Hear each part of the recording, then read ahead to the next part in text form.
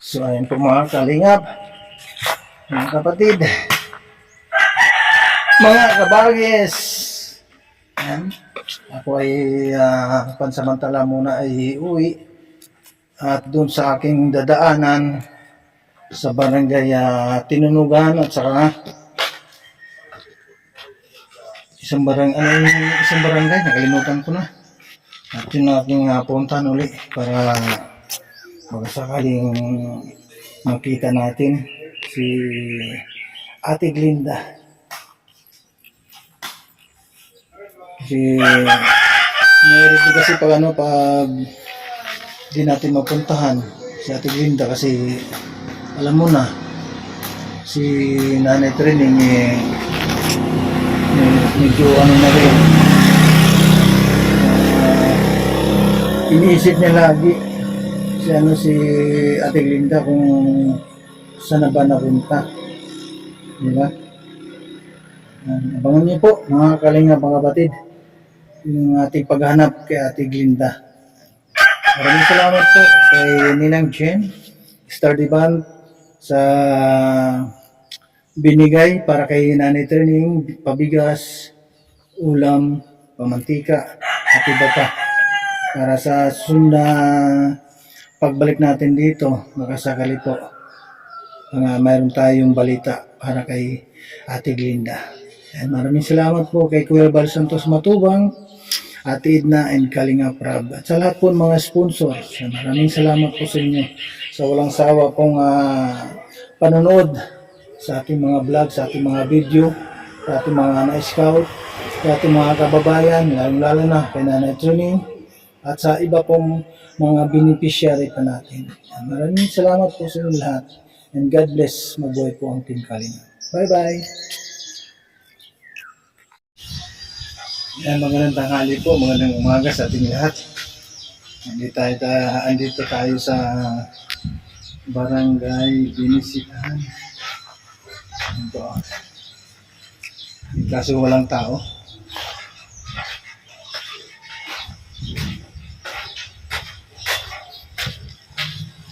Itanong na natin kung meron sanang tao para itanong natin kung sino si Libina Trillanes. Yun po ang isa sa mga kamag-anak ni Nanay Trining.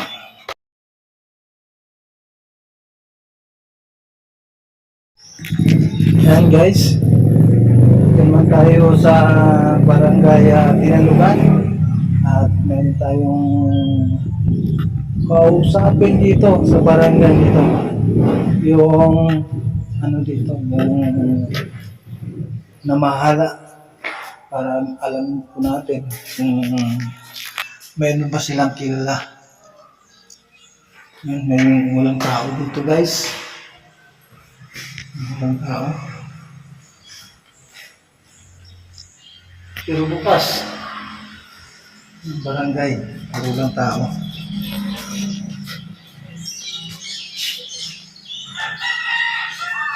Hindi naman tayo pwede pagtanungan. Mga tao dito.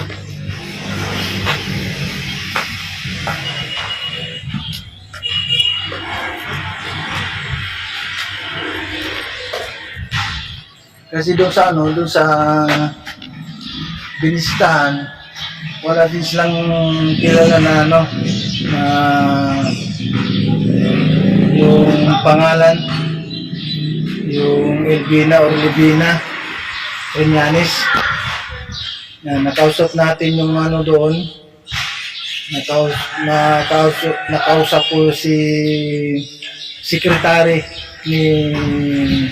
ng binisitahan. Ang sabi, wala daw silang kilala na Libina Trillanes. Kasi ang doon, ang mayroon daw Trillanes dito nga sa Tinunugan or sa may Sibago. Wala silang kilala na Libina Trillanes, yung kamag-anak ni Nanay Trining.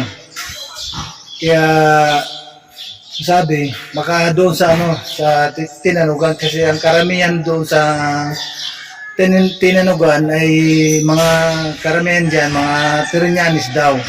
Pero sarado naman po yung barangay. Kaya wala tayong pwede mapagtanungan. Siguro magtanong ako sa mga ano dito, sa mga kapitbahay. Kapitbahay dito sa barangay. Para baka sakaling ituro nila kung sino yung mga barangay tano dito. Magtanong muna ako dito sa mga tambay dito.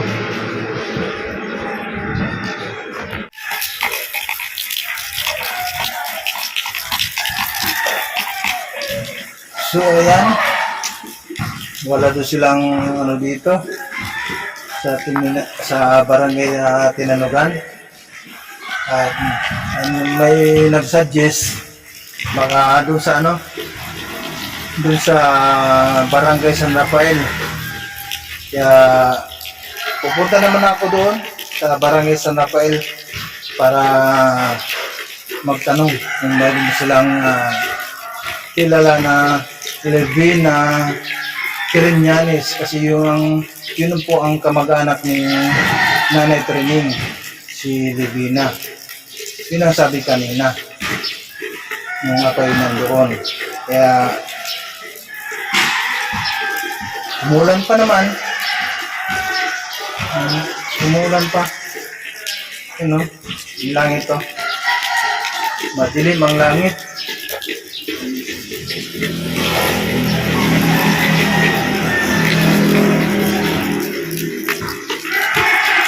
Kaya, yan. Tsaga lang muna. Tsaga-tsaga muna. Habang hinahanap natin, pero halimbawa man wala doon sa ano, wala doon sa San Rafael, siyempre magtanong ako ulit. Meron pang isang opsyon doon po sa Pangpang, sa Barangay Pangpang. Baka sakali meron pa tayong balita doon. Medyo malayo dito yung Barangay Pangpang. Kaya unahin ko lang muna itong ano, San Rafael, Barangay San Rafael, para mayroon tayong makausap. Araw po ngayon ng Sabado sa Pilipinas. Araw po ng Sabado ngayon. Ang barangay dito sa Barangay Tinanugan, wala daw naka-duty pag araw po ng Sabado at Linggo. Kaya kita-kita naman tayo doon po sa Barangay San Rafael. So ayan guys, mga kalingap, mga kapatid, galing tayo ng barangay, doon sa barangay ng San Rafael. Ito po, ano, San Rafael. Galing po tayo doon sa barangay kanina, at yun nga, nagtanong tayo doon kung mayroon ba silang kilala na Levina Trillanes. Yun nga, mayroon. At nakausap na natin si Ma'am Levina. Ang sabi doon wala man pumupunta dito sa lugar nila. Kasi itong lugar nito, San Rafael, malayo na ito. Malayo na. Kasi nga, yung ating hinahanap, si Ma'am Levina. Yung kaso, wala daw sa kanila. Pero mayroon pang opsyon na isa nating pupuntahan. Baka siguro po, mga kalingap, baka bukas ng umaga, at didiretso na tayo dun sa kila Nanay Trining. At tapos natin doon, at kausapin natin si Nanay Trining para kahit paano, kasi nag-aalala na si Nanay Trining. At yun, at doon sa isang option po natin na pupuntahan bukas ng mga anong oras natin mapuntahan doon sa Barangay Pangpang. Ayun, para isa din doon sa mga kamag-anak ni Nanay Trining ang pinuntahan ni Ate Glinda. Kaya bukas umaga, kita-kita naman tayo. Bukas mga kaligap, mga kaibigan.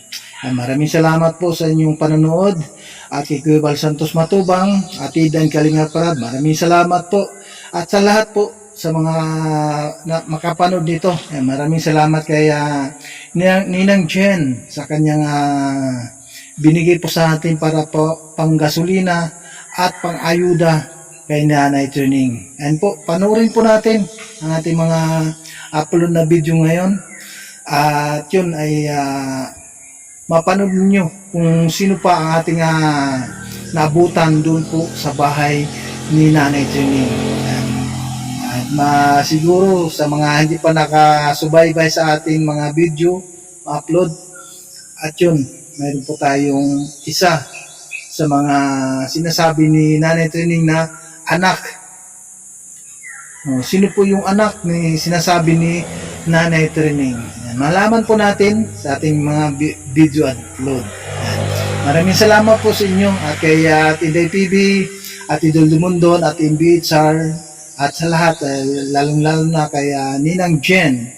And shoutout po sa ating mga viewers, kay Kumaring Bilyones, and sa lahat ng mga viewers natin, kay Ate Joy Mate, Ate Isabel Gulipardo, sa lahat. Maraming salamat po sa inyong patnubay at sa inyong walang sawang panunood sa ating mga upload na video. God bless, mabuhay po ang Team Kalingap.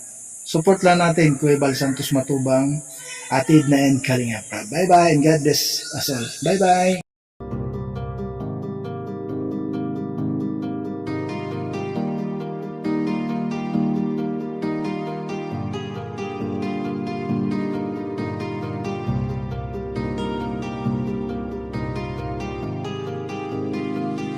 Para sa inyo, lagi nandyan siya at mag-aabot ng pag-asa.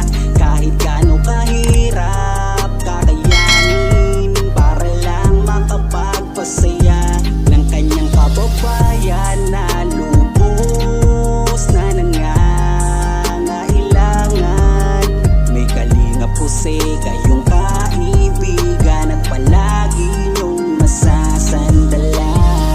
Minsan di nagdalawang isip na tumulong, kung kinakailangan nandyan siya at hindi umuurong. Basta para sa inyo kahit maputik ang daan, hindi niya alintana para lang makapaglaan at makapagpasaya ng mga taong nalulumbay.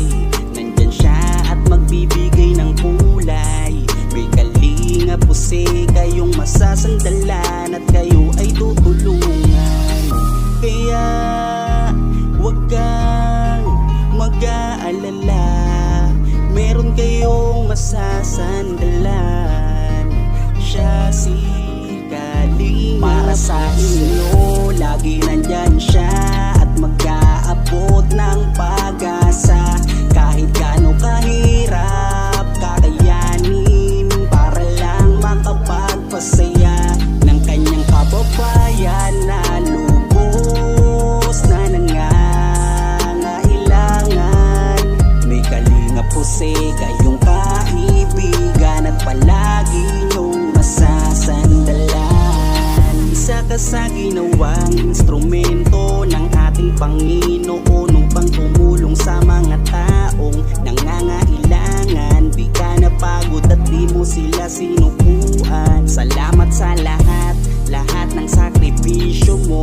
Ang iyong pagtulong ay laging bukal sa puso mo. Laki sa hirap at palaging nagsusumika para makatulong sa mga mahirap.